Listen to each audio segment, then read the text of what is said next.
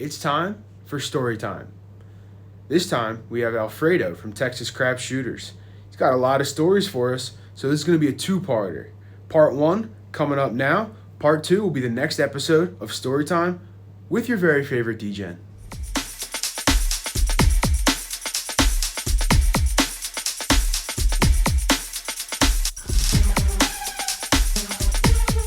What is up, my Degens? Chris, the Dice Degen here. Welcome back to another story time with the Degen. We sit around the campfire. We tell casino stories. It's a party. Come through. Shoot me an email. You know what the email is. It's down in the description. Shoot me an email. Today, we have a special guest. We have Alfredo from Texas Crap Shooters. His channel will be linked up above over there. All right. Go subscribe. It'll also be linked down below. So after the video, if you don't click that link, you'll go down below, you click his link, you go subscribe to his channel. Live rollouts, great content. Go subscribe. All right. So without further ado, Alfredo, how are we this evening? Hey man, I'm living the dream, man. It's just been traveling the last couple of weeks. Was in Vegas, immediately went over to Chicago, had business throughout the week, and then spent the weekend over in northern Indiana along with Illinois, hitting up some of the different casinos with Arnell. Demon Dog was there. Chris with Crap Master Journey was there. We had quite a few people to come out. Matt came out as well and had some fun. That's awesome. Yeah, I saw some of the trip reports. I heard you guys talking about it on your channels and stuff. It looked awesome. So I can't wait to hear some of the stories. But I appreciate you coming on, first of all. So thank you for being here and for sharing some of these stories with us. And I hope one day that I'll get to play with you and play with these other guys that you mentioned. It looked like a lot of fun. You guys looked like you had a great time. And most importantly, you guys won some money. So that's always important. But what crazy or just I guess normal crap stories, casino stories do we want to tell today? Uh, I'll start you off with one that happened a couple of trip reports ago, which was I walked to a table after like losing my butt the morning of, right, and we clawed back. We were at what was considered pretty stacked table, had a lot of potential with different shooters, but no one could get a point, and so I think at one point got close to like 1,300 down. Uh, Ended up winning all the way back to where I was only 200 down. So that evening, my friends left to the Golden Nugget. Eddie and Danny went over to the Golden Nugget. I stood because I was at the Orleans, and I went over, cashed in my chips to lock away some of that money because I don't like to just keep the chips up because if they're in the rail, they'll tend to somehow get used. So I walk over to the table because I wasn't happy with how I was shooting. I think at that point throughout the day, I only had a couple of low double-digit rolls. Where I wasn't having like super short rolls, but I wasn't having anything that I could truly make money off of. It was somewhere in the vicinity of like maybe about 7.5, 8 average, um, with no deep roll. For me, usually within that time, if I've had the dice several times through, I'm going to get a decent roll going. So I go to a table, it's all empty, and I was shooting from stick right because that I listened to a friend and they're like, oh, you're always good from this side. I'm like, no, that's not really my side. So I ended up going to stick left. That table was empty. Just started tossing. Had like 3 separate rolls, made about $200. So I got back to even, and I see a table that seems to be like there's a lot of good things happening. The spot was open right at the end here. I put my money in. I had went in for 300 at the other one, got the 200, so I came in for 500 over here because I didn't cash anything in. I just brought the chips over. And the person over at like the far end of the table um, starts rolling and just random shake it and chuck it. And I'm like, okay, well, let's just do a normal inside bet. I think I started at 66 inside. Um, starts hitting points. You have the replay bet over at the Orleans, and so she ends up at like two points already hit on the 4, 1 point on the 5, and 1 point on the 8. We're 18 rolls in. I have somewhere in the vicinity of about $350 to $400 on the table at this point from the 66 that started. Then she proceeds to do this. So she proceeds to roll 7. 7. This is a come out roll. 7. 7. I'm like, holy shit, like what's going on here? We were 18 rolls in. This is 19, 20, 21, 22. Another 7. Then she throws a crap. 3. Then she rolls a 7 and a 7.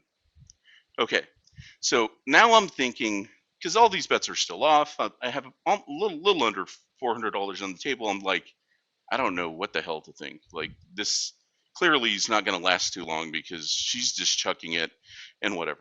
Well, lo and behold, I didn't know the person, so I didn't get on the replay, so I didn't end up taking advantage of that, but we'll get to that.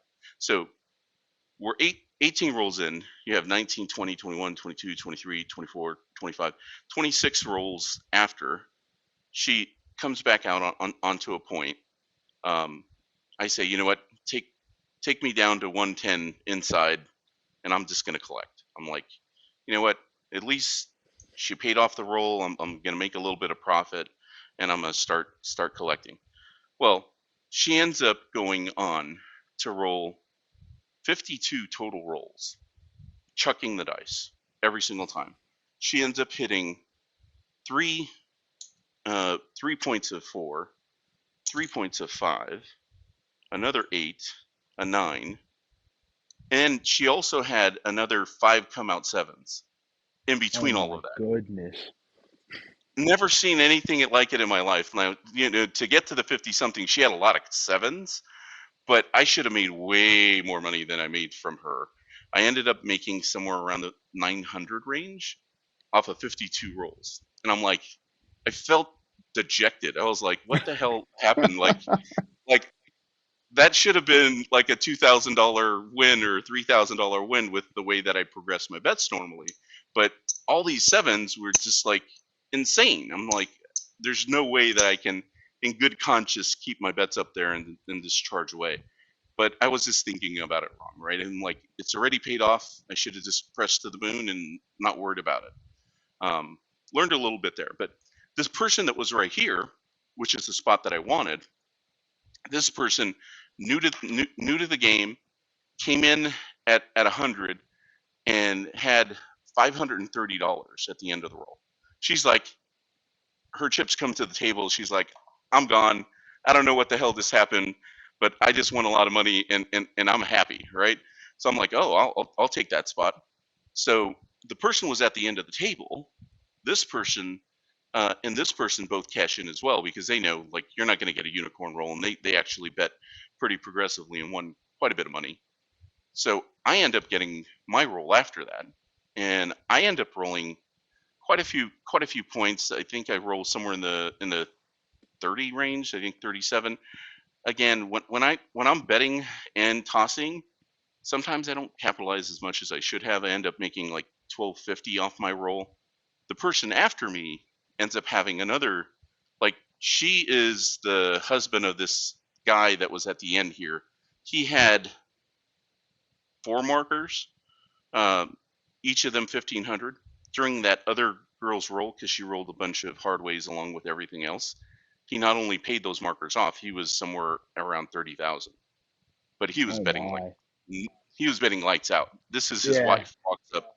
She actually bet really well. I was impressed with the way that she bet on my roll, and I asked her, "Oh, are you gonna roll?" She's like, "Yeah, I'm gonna roll." She rolls like a mini monster, 27 rolls, but hits 21 numbers that are box numbers of the 27. So in 3 separate rolls, I went from walking into the table back to even after a horrible day, and it was a marathon. I think I had put in already 13 hours of play, which is more than you should. But with the varying bets, the way that I bet and everything, I was able to stay in the game.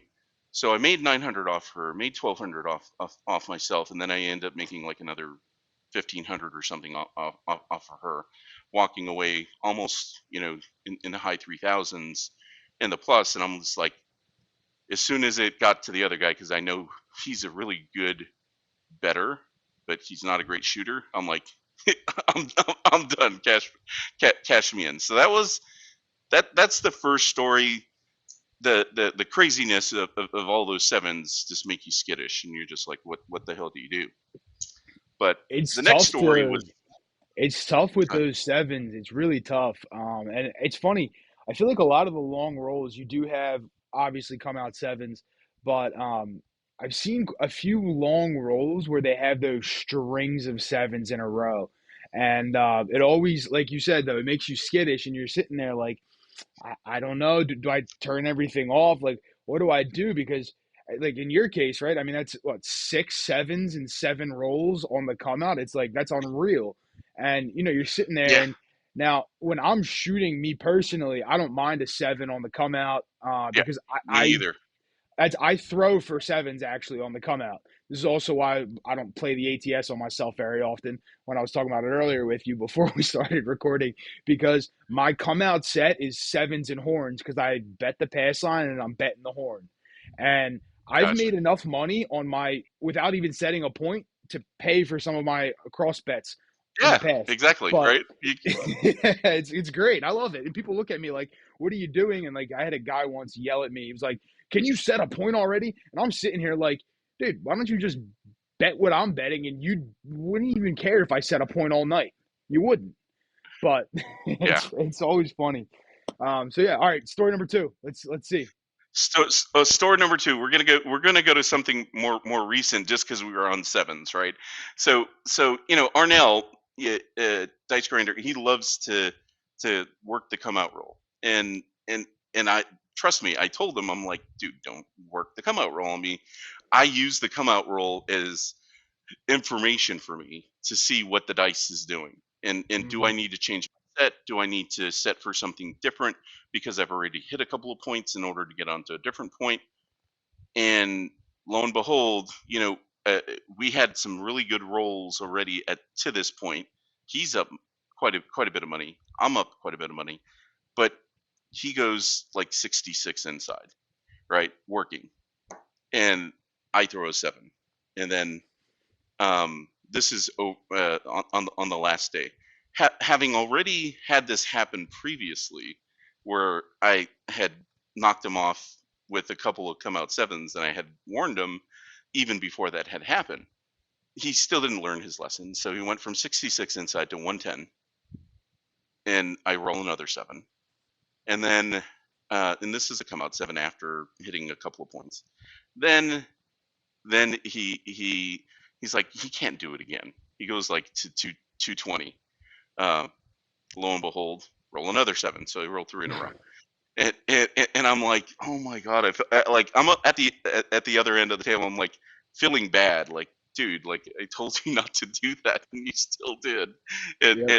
and and I just like took a decent chunk of some profits that he already had in like three tosses, and then he was like weighing, should I do it again? And then I end up like rolling a five and roll like a quite a few box numbers after that, and he's like kicking himself like I should have went back on and went back up with a bigger bet and then regressed after. And I'm like, I just don't. I've been burned so many times personally, uh, working come out roll on myself and stuff like that, and I just don't do it anymore. I've learned my lesson. I I can don't throw the blame you. best of them. I don't blame you. I agree. Personally never work on the come out, on me or on anybody. I don't do it. And when I go to the casino with friends and I'm shooting, I always tell them because some of them like to, they're like, "Oh, you're having a great roll. I'm gonna keep going on the come out." And I literally look at them and I'm like, "Turn your bets off now." And they're looking at me like, "Well, why would I turn them off? You're doing good."